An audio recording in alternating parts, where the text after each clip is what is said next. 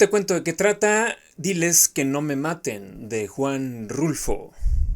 Diles que no me maten, sin duda es uno de los cuentos más crudos escritos por Juan Rulfo. Uno que si te pones a pensar podría inclusive catalogarse como cuento de terror. A lo mejor estoy exagerando, obviamente no es un cuento de terror, pero definitivamente te hace sentir un miedo, una desesperación, una desolación con cada página que vas avanzando. Y eso que no está muy largo, son algo así como 5 o 7 páginas. ¿De qué trata Diles que no me maten, Silverio? Bueno, el cuento comienza con la icónica frase que le da título al cuento: diles que no me maten.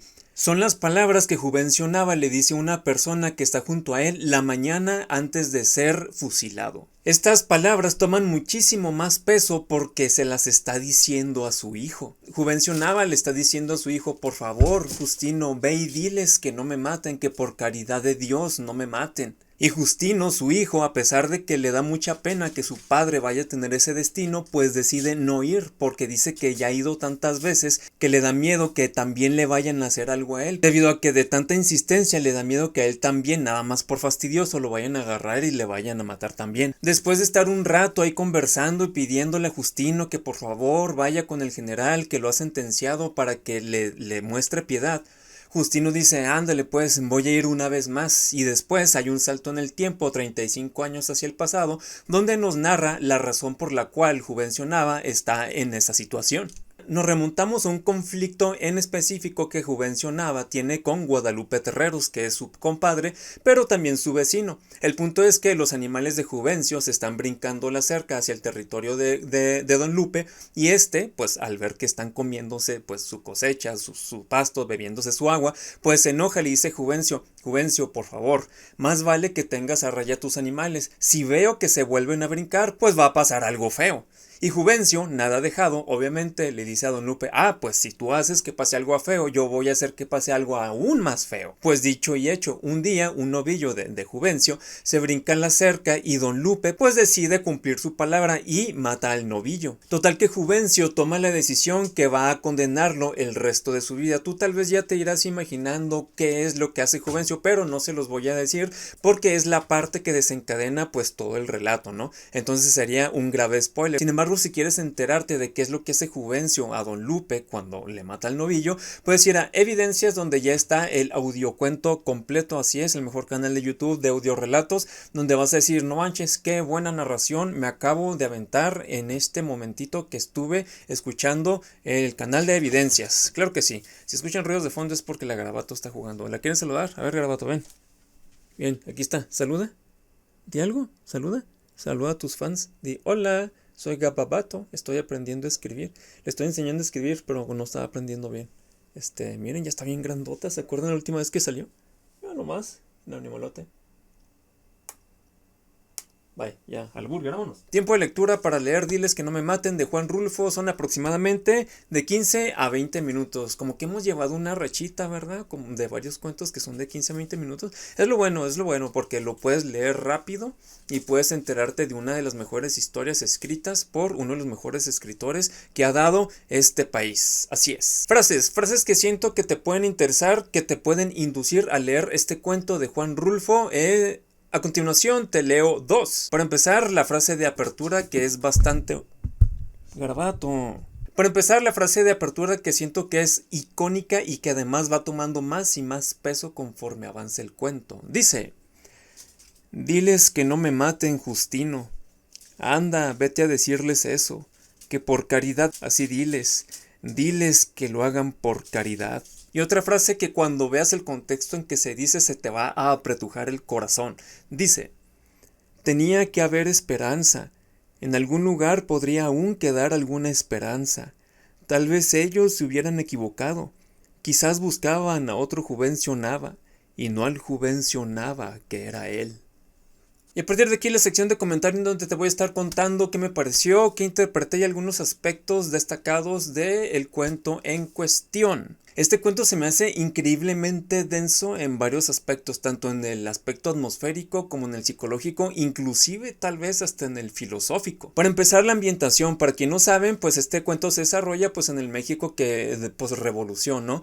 En la primera mitad del siglo XIX. Digamos que apenas es un México en reconstrucción, apenas se está tomando de nuevo estas vías de desarrollo donde se está empezando a mirar o a generar un proyecto de nación. Sin embargo, la mayoría del país aún son territorios rurales. Y no solo rurales, sino inclusive en algunos momentos hasta marginados. De modo que las ciudades no son muy abundantes, así que el contexto en el que se desarrolla, diles que no me maten, pues es básicamente un ambiente rural, pueblerino, con grandes terrenos vacíos, con muy poquitas casas y llanuras extensísimas donde prácticamente no hay nada, ¿no? Así que poniéndonos en ese contexto ya vamos entrando como en un ambiente de pesadumbres, de aricidad, sí existe esa palabra, un ambiente árido, un ambiente, digamos, como melancólico. Ya teniendo eso como contexto, nos vamos a cómo es que se expresan las personas, ¿no? Cómo es que se expresa esta persona, Juvencio Nava, respecto a su destino. Diles que no me maten, por favor, apelando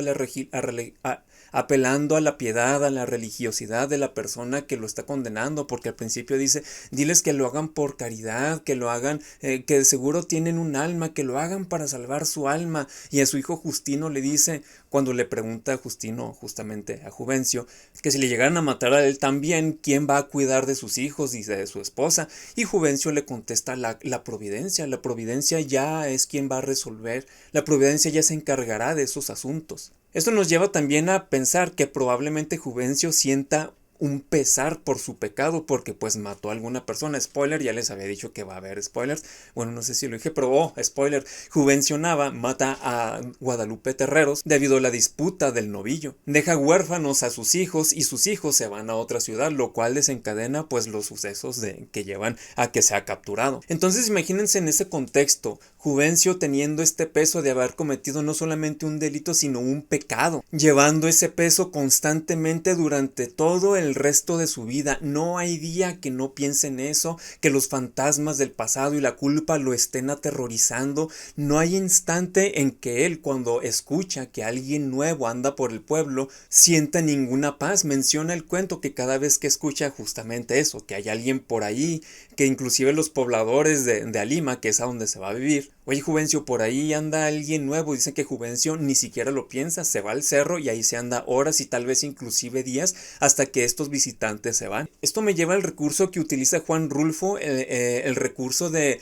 la fortuna traidora, ¿no? Del destino tramposo, porque Juvencio Nava se la pasa huyendo toda la vida, durante 35 años, él nomás ve a alguien nuevo y se va al cerro y se esconde y ahí se anda paseando. Pueden pasar días, inclusive tal vez meses. Menciona el cuento que el estar haciendo esto inclusive le llevó a que su familia lo abandonara. Pero justamente un día en que ve unas personas cerca de la milpa, el día en que él decide no hacer lo que siempre hace y se va a avisarle a estas personas pues que no pisen la milpa porque está creciendo, justo ese día, justo esas personas son quien iban a buscarlo para cobrar venganza por la muerte de Guadalupe Terreros, enviados justamente por uno de estos niños ya crecidos que Juvencio dejó huérfanos. Vemos aquí cómo Juan Rulfo utiliza este recurso que es pues dejar por ahí algunos cabos sueltos. No es que Juvencio estuviera pensando, ¿no? En que, ay, no manches, los hijos eventualmente se van a vengar, entonces tengo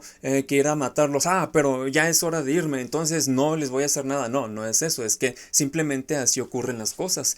Haces un acto que claramente es malo y lo haces por impulso y no estás pensando en las consecuencias que te va a llevar por parte de las personas allegadas a esta persona que tú afectaste. Sin embargo, por cuestiones del destino, de causa y efecto, pues son cabos sueltos que eventualmente van a llevar a una consecuencia. No es que necesariamente ocurra así en la vida real, ¿va? Pero es un recurso narrativo que Juan Rulfo sabe utilizar muy bien. Y vemos de nuevo esta parte, igual que en La mano de Guy de Maupassant, justamente, valga la redundancia, la mano de la venganza, ¿no? La mano del destino.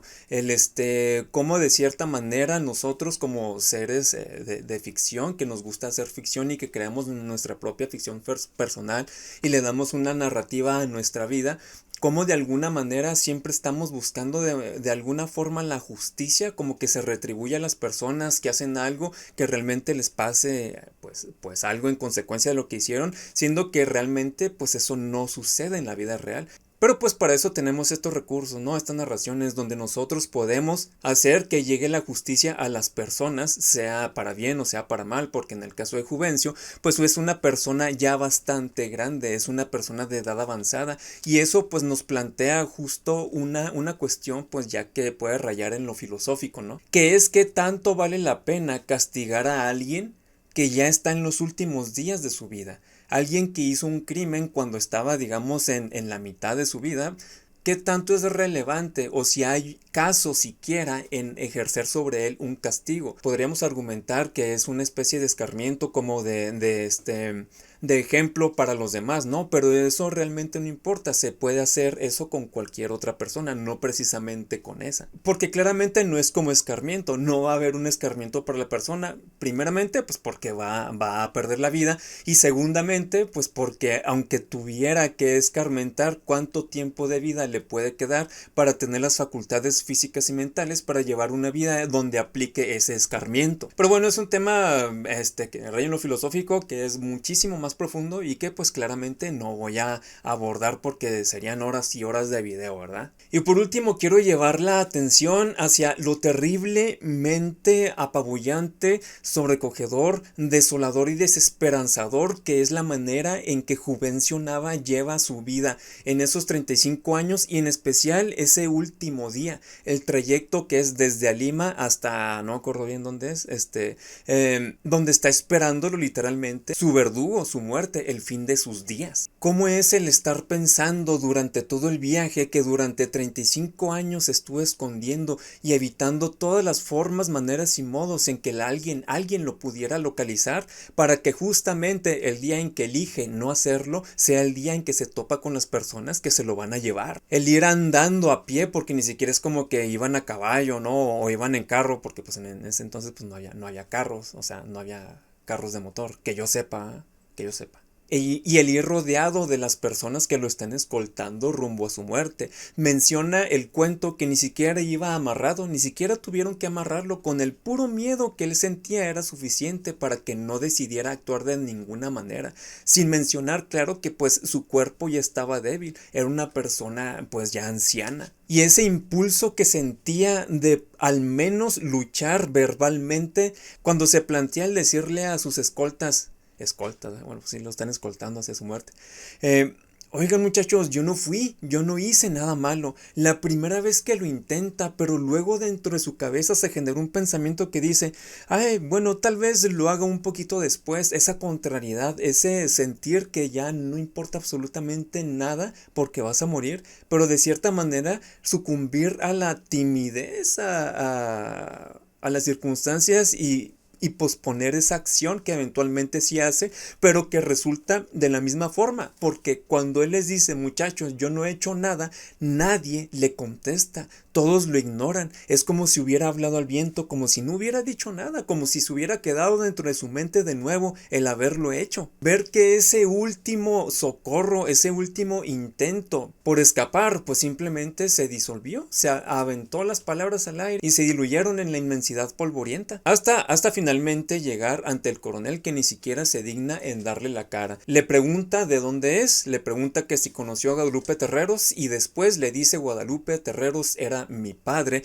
y le deja caer la bomba, ese cubetazo de agua fría que de seguro debió ser el remate sobre toda la agonía que ya sentía Juvencio en ese momento, al darse cuenta de que aquel crimen lo había finalmente alcanzado y allí estaba la persona que iba a ejecutar la sentencia del destino sobre él. Y ese último ruego de Juvencio donde le dice al coronel, por favor, coronel, déjame ir, ya estoy viejo, déjame que me muera solo, ya he recibido suficiente castigo al estar 35 años con esta culpa, con este dolor, con este miedo, ya, por favor, deja que me muera solo. Y cuando el coronel dice un poquito antes que no va a permitir que la persona que asesinó a su padre ande por allí libre, feliz, creyendo que es inmortal, contrasta un chorro con la creencia de que tiene esta persona de quien asesinó a su padre, con el verdadero sufrimiento que experimentó Juvencio todos estos años. Sin embargo, el coronel como que de cierta forma muestra una especie de piedad, no piedad más bien, sino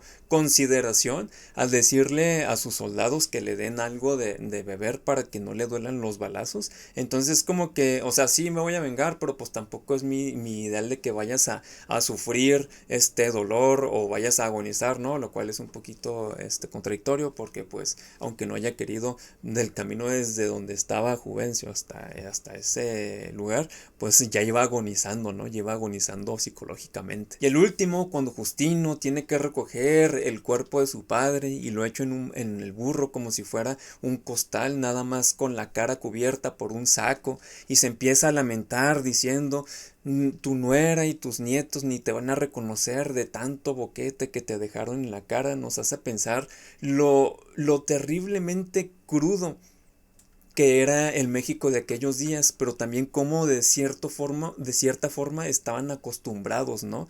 A vivir escenas duras, fuertes, sangrientas. Pero bueno, eso es todo lo que tengo que comentarte acerca de Diles que no me maten, de Juan Rulfo. Dime qué te pareció el cuento, si ya lo habías leído, qué es lo que interpretas tú. Ahí está la sección de comentarios acá abajo, y acá o acá en TikTok, no me acuerdo bien, nunca me acuerdo, creo que está acá.